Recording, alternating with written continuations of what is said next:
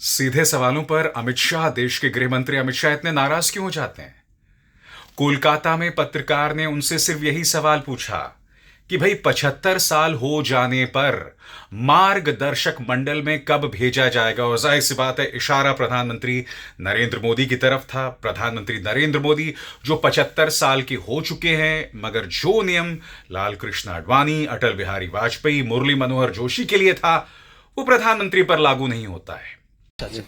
2014 से 14 के बाद आप जब पार्टी और एडमिनिस्ट्रेशन में बहुत सारे संस्कार लाए, 75 साल के बाद कोई भी लीडर या फिर मंत्री हो, उसको मार्गदर्शक के भूमिका में जाना पड़ता है। तो आपको क्या लगता है अभी हाईएस्ट लेवल पे जो भी है पार्टी या फिर एडमिनिस्ट्रेशन में, वो 75 साल हो गया, उसको अपने आप वानप्रस्थ में जाना चाहिए? चलिए मैं बुलाकर आपको बताऊंगा। तुम बंगाल की चिंता करो भैया, मेरी पार्टी की क्यों चिंता कर रहे हो? जाहिर सी बात है दोस्तों, आम इंसान और प्रधानमंत्री नरेंद्र मोदी के बीच का फर्क तो हमेशा से ही रहा है। भारतीय जनता पार्टी के आम कार्यकर्ता और प्रधानमंत्री नरेंद्र मोदी के बीच में भी जमीन आसमान का फर्क है। कहने को भारतीय जनता पार्टी की जो स्थापना है वो लोकतांत्रिक मूल्यों पर हुई थी, मगर अमित शाह के तेवर से स्पष्ट हो जाता है कि जब प्रधानमंत्री नरेंद्र मोदी की बात आती है तो नियम कानून उन पर कतई लागू नहीं होते। और ये अपने आप में बीजेपी की बड़ी हार है, बुरी तरह से एक्सपोज है।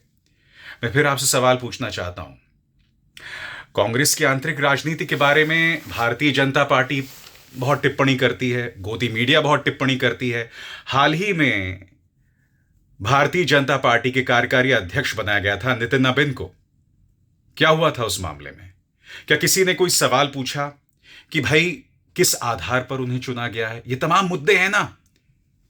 क्या कोई चुनाव हुआ था? मगर कांग्रेस से लगातार सवाल किया जाएगा, भाजपा से कोई सवाल नहीं हो सकता। आप मुझे बताइए, वर्तमान के पत्रकार ने जो सवाल पूछा था वो वाजिब था या नहीं?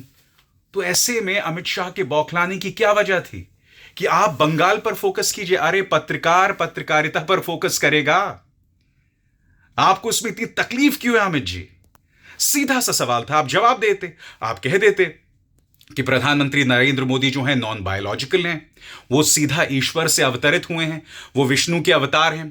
क्योंकि यही बातें तो आपके पार्टी के नेता, चाटुकार, आपके चाटुकार लेखक, फिल्मकार यही तो बताते रहते हैं ना कि प्रधानमंत्री विष्णु के अवतार हैं। कंगना रनावत अपने चुनावी भाषणों में यही बात कहा करती थी और फिर जनता ने उन्हें इनामित भी किया। तो आप क्यों घबरा रहे हैं? सीधा सा सवाल है।